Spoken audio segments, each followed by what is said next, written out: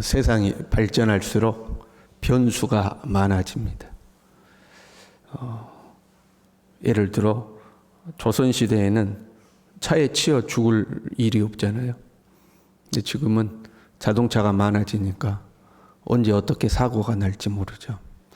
그래서 세상이 발전해 갈수록 복잡해져 갈수록 변수가 많아지는 거죠. 그래서 불확실성의 시대다 이런 말을 하는 거죠. 내일이 어떻게 될지 모르는 거죠. 광야의 이스라엘 백성들은 출애굽에서 그 낯선 땅을 하나님의 불기둥과 구름기둥의 인도를 받았습니다. 아무리 불확실성이 많다 할지라도 하나님의 인도를 받으면 순탄한 길을 걷게 되는 거죠. 오늘날 우리는 성령의 인도 속에 살아가야 되는 거죠. 성령이 이끄시는 대로 살아가면 그 어려웠던 문제들도 쉬워지게 됩니다. 성령께서 이끌어 가시니까요. 지금 바울의 일행이 빌립보에 도착했습니다. 이 빌립보는 이방인들이 가득하고 우상과 신전이 가득한 곳이었습니다. 하나님의 인도를 따라서 이제 빌립보로 간 거잖아요. 우상과 이방인들이 가득한 곳에 수일을 유했다. 그래서 수일을 유한 후에 하나님께서 누디아라는 여성을 만나게 하셨고 그 루디아의 마음을 여시죠. 하나님께서 이 여인의 마음을 여셨다 하고 기록하고 있어요. 주께서 그 마음을 열어 이렇게 되어 있는데 그냥 연 것이 아니라 활짝 열어 제쳤다 그런 말이에요. 하나님께서 그 마음 문을 활짝 열어 제치신 거죠. 앞으로 유럽 지역에 복음의 문이 열리는 것을 이제 상징하고 있는 거죠. 한 여인의 마음의 문을 활짝 열어 제치신 하나님께서 그 유럽 지역에 복음의 문을 활짝 열어 제치신다. 이걸 상징하는 겁니다. 이 루디아라는 여인은 바울의 후견자가 되었습니다. 루디아가 이렇게 이야기하죠. 내 집에 들어와 유하라고 강권하여 머물게 했다. 강권해서 내 집에서 머물라 하는 거죠. 여러분 한번 가정해봐요. 제가 사정이 생겨서 사택이 없어졌다고 생각해봐요. 그때 여러분의 집으로 저를 초대해가지고 목사님 우리 집에서 머무세요 하시겠습니까? 여간방 잡아주시겠습니까? 어떻게 하실래요? 목사님 우리 집에서 저하고 같이 지내십시다 하고 방 한 칸을 내주시겠습니까? 아니면 목사님 제가 여간 잡아드리겠습니다 하고 여간을 잡아주시겠습니까? 함께 유하는 것이 결코 쉬우는 게 아니잖아요. 그런데 강권해가지고 우리 집에 머물라 하고 강권하여 바울을 자기 집으로 초대했어요. 거기가 이제 빌립보 교회의 시작점이 된 거예요. 개척교회가 시작된 거기서. 이 여인은 자색 옷감에 물을 드리는 여인이라고 그랬어요. 이 자색 옷감은 귀족과 왕족들이 입던 옷입니다. 자색 옷은 아무나 입는 게 아니에요. 왕족이나 입던 옷이거든요. 굉장히 고급 재료입니다. 지금으로 말하면 명품인 거죠. 아마 경제적으로 넉넉했을 것을 추측할 수 있습니다. 이 루디아라는 여인이 바울의 후견자가 되었을 뿐만 아니라 이제 이 여인의 집에서 출발하는 빌립보 교회가 바울의 후견자 교회가 됩니다. 아무도 바울을 돕지 않을 때 빌립보 교회는 변함없이 바울을 돕고 지원합니다. 그래서 빌립보 1장에 보면 바울이 이렇게 고백해요. 너희를 생각할 때마다 감사하다. 기쁨으로 항상 너희를 위하여 간구한다. 그러면서 이렇게 해요. 너희가 첫날부터 이제까지 복음을 위한 일에 참여하고 있기 때문이다.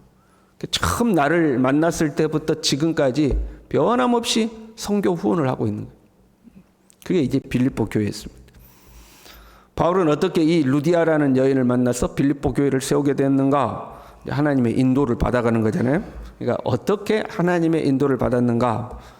이 하나님의 인도라는 것은 다양한 방법들이 있죠. 그런데 우리가 어떻게 해야 되는가? 하나님의 인도는 행동할 때 나타나는 것을 볼 수가 있습니다. 10절이 이렇게 끝났잖아요. 지금 빌립보 지역으로 넘어가기 전에 바울이 환상을 봤어요. 환상을 보고 나서 마게도냐로 넘어오라고 이렇게 손짓하는 환상을 보고 10절 끝이 이렇게 되어 있죠. 우리를 부르신 줄로 인정함이더라. 뭐해서 해석을 한 거죠. 내가 본 환상이 무슨 의미일까? 아, 마게도냐로 넘어오라는 하나님의 뜻인가 보다 하고 인정했다는 거예요. 여러분, 인정하는 것과 행동하는 것은 다른 겁니다. 집사님은 지금 기도해야 될 때입니다. 맞아요, 목사님. 제가 요즘 기도가 부족했던 것 같아요. 인정했어요. 그러나 기도해요, 안 해요? 그건 다른 문제예요. 집사님 운동 꼭 하셔야 돼요. 운동 안 하면 몸 무너집니다. 꼭 운동하셔요. 맞아요, 목사님. 그럼 운동한다 하고 안 했어요. 진짜 저한테 운동이 필요합니다. 인정했어요. 그러나 운동을 해요, 안 해요? 아니, 안 하는 거예요. 인정하는 것과 행동하는 것은 다른 거죠. 근데 믿음이라는 것은요, 먼저 지식이 있어야 되겠죠? 모르는 걸 믿을 수는 없잖아요. 예수님이 십자가에서 죽으신 것이 나를 위한 사건이다. 지식이 들어왔어요. 그러면 인정하는 거죠. 맞아. 나 인정해. 나는 죄인이야. 인정하는 거죠. 지식이 들어오고 그 지식을 인정해요. 그러나 거기에서 멈추면 안 되죠. 내가 인정한 것을 행동으로 옮겨야 믿음이 완성돼요. 그래서 행함이 없는 믿음은 죽은 것이다. 그렇게 지식이 들어오고 맞아 인정하고 인정한 것을 행동으로 옮겨야 되는 거죠. 행동하기 위해서는 포기해야 하는 것들이 있습니다. 포기하지 않으면 행동을 못해요. 지금 바울의 일행이 아시아 지역에서 복음이 잘 전파됐어요. 교회가 막 부흥해요. 이제 우리식으로 말하자면 개척교회 했는데 개척교회에 이제 부흥의 때가 온 거예요. 그래서 힘들게 교회를 개척했다가 부흥의 때를 맞이해가지고 교회가 이제 막 부흥하고 교회가 막 이제 잘 되고 있는 거예요. 그런데 하나님께서 다른 지역으로 가서 다시 개척을 하는 거예요. 이거 하겠습니까, 여러분? 쉬운 일이 아니죠. 하나님이 이제 좀 교회가 일어서려고 그러는데 나를 또 저 낯선 땅 한 번도 가보지 못한 땅, 이방인들과 우상이 가득한 땅으로 보내려고 그러십니까? 하나님 이 교회 좀 더 세우고 나서요, 이 교회 더 든든히 하고 나서요, 뭐 이런 거 나오지 않겠어요? 그런데 떠나라고 하니까 내려놓고 떠나는 거죠. 우리는 보통 익숙한 것에 머물려고 해요. 작은 일도 익숙한 것에 머물려고 그래요. 여러분, 헤어스타일 잘 바꿔요, 안 바꿔요? 좀처럼 바뀌잖아요. 근데 보니까 제가 우리 교회 처음 부임했을 때나 지금이나 똑같은 것 같아요, 스타일이. 좀처럼 안 바꿔요. 옷 입는 스타일도 좀처럼 안 바뀌어요. 자기만의 스타일이 있어요, 자기만의 스타일이. 급격한 변화가 없어요. 바뀌더라도 조금 머리 길던 사람이 잘렸다가 다시 길고 뭐 그 정도죠. 급격하게 변하지 않죠. 왜냐하면 익숙한 것에서 얻어지는 이익이 있거든요. 그걸 이제 기득권이라고 그러는 거예요. 이미 얻은 권리죠. 기득권. 그 작든지 크든지 마음이 편하고 안정감이 있고 뭐 그러잖아요. 대부분 변화를 하더라도 이미 가지고 있는 것을 발판으로 삼아서 조금씩 변해가는 거죠. 그래서 사람은 좀처럼 안 바뀌려고 그래요. 자기의 것을 포기하지 않으려고 하는 거죠. 그런데 하나님 우리를 완전히 새로운 것으로 인도해 갈 때가 있는 거예요. 그때는 이미 가지고 있는 것을 내려놔야 돼요. 내려놓지 않으면 변화가 없는 거죠. 바울은 하나님의 인도를 인정하고 행동으로 옮겼어요. 지금 개척교회 가지고 막 부흥한데 그 교회를 딴 사람한테 맡기고 이제 하나님의 인도를 따라서 떠난 거죠. 처음에는 순탄한 인도를 받았습니다. 드로아에서 사모드라게로 직행하고 그 다음날 네아폴리로 가서 빌립보에 도착했어요. 뭐 순탄하게 그냥 일이 착착착착 풀려가지고 빌립보로 간 거예요. 그러나 빌립보에 도착한 이후에는 특별한 일이 없이 수일을 보냈어요. 수일을 보냈다. 뭐 전도할 때도 없고 기도할 때도 없었어. 기도할 때도. 그래가지고 강가로 간 거 아니에요? 어디 기도할 데 없는가 하고 그냥 할 일 없이 수일을 보낸 거죠. 그러다가 이 루디아를 만나게 된 거예요. 우리가 하나님의 인도를 오해하면 안 돼요. 하나님의 인도를 받았다, 성령의 인도를 받았다 그러면 순탄대로가 열릴 것이다, 그거 아니에요. 때로는 일이 안 풀릴 때도 있어요. 그 일이 잘 안 풀린 것도 하나님의 은혜예요. 그것도 하나님의 인도예요. 왜 아시아 지역으로 계속해서 복음 확장을 안 했어요? 일이 안 풀렸거든요. 자꾸 길이 막혀. 그러니까 막히는 것도 안 풀리는 것도 하나님의 인도인 거죠. 그러면 그 안 풀리는 수일 동안 뭐하고 지냈어요? 바울의 일행이 성경에 자세히 기록되어 있지 않지만 우리가 추측해서 알 수 있어요. 이 루디아라는 여인을 만날 때 뭐하러 가요? 우리가 기도할 곳이 있을까요? 나갔다고 그랬어요. 일이 안 풀리는 동안 기도했어요. 여러분, 우리의 삶에요, 풀리지 않는 일들이 있으면, 풀리지 않는 시간들이 있으면 기도해야 돼요. 뭔가 내 삶에 막히는 일들이 있어요. 해결되지 않는 일들이 있어요. 그러면 기도해야 되는 거예요.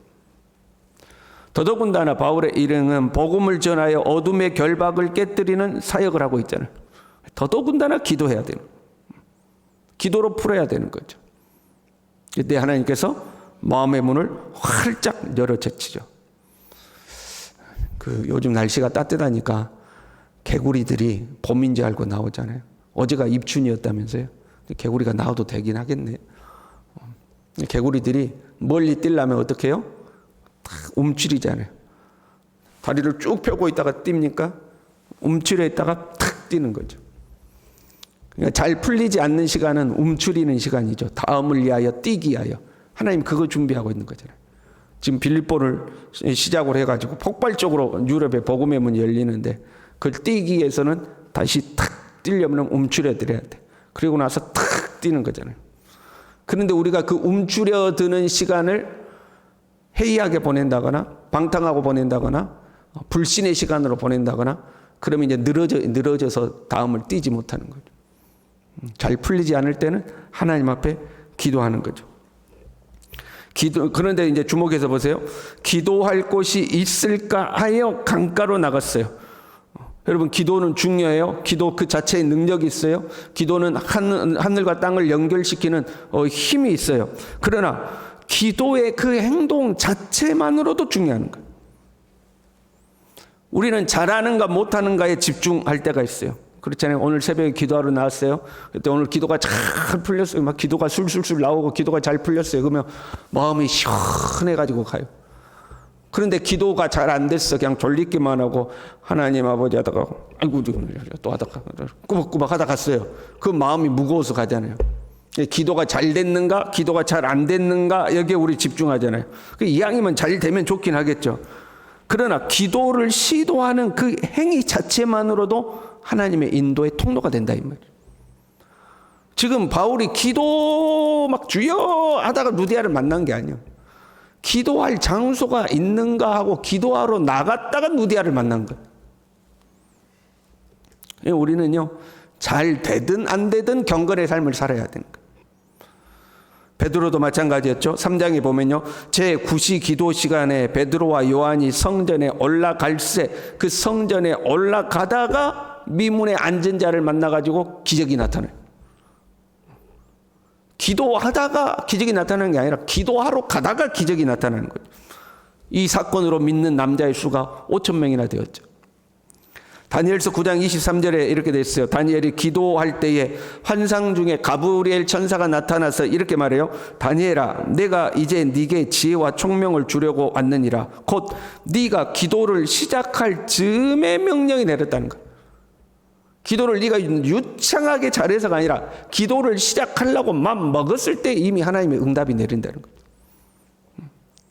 그래서 기도가 잘 되냐 안 되냐 이왕이면 잘 되면 좋겠죠. 그러나 그것과 상관없이 기도를 하려는 행위 자체가 하나님의 인도의 통로가 되는 거죠. 우리는 어떤 상황 속에서도 하나님을 향한 우리의 마음, 그 하나님을 향한 우리의 마음이 경건의 행위로 나타나는 거잖아요. 그 하나님을 향한 우리의 마음, 경건의 행위를 멈춰서는 안 되는 거죠. 말씀을 묵상하고 기도하고 하나님을 예배하고 하나님 앞에 봉사하고 헌신하고 복음을 전하는, 잘 되든지 안 되든지 주님을 향한 우리의 마음을 경건의 행위로 표현하는 것 그 자체가 하나님의 인도의 통로가 되는 거죠. 때로 힘이 들다고 포기하지 말고 마음이 해이해져서 게을러지지 말고 변함없이 하나님 앞에 경건의 삶을 살아가고 우리의 삶에 필요할 때마다 하나님의 인도가 찾아오는 저와 여러분들 될 수 있기를 바랍니다. 기도하겠습니다. 하나님 아버지, 우리는 부족하여 하나님 앞에 온전치 못할 때가 있습니다. 그럼에도 불구하고 우리의 작은 행동 하나를 인정하고 행동하는 그 작은 행동 하나를 통하여서 하나님은 위대한 역사를 이루어 가시는 것을 봅니다. 잘하든지 못하든지, 훌륭하든지 훌륭하지 못하든지 하나님 앞에 변함없이 경건의 삶을 살아갈 수 있도록 우리 모두를 축복하여 주시옵소서. 예수님의 이름으로 기도 올리옵나이다. 아멘.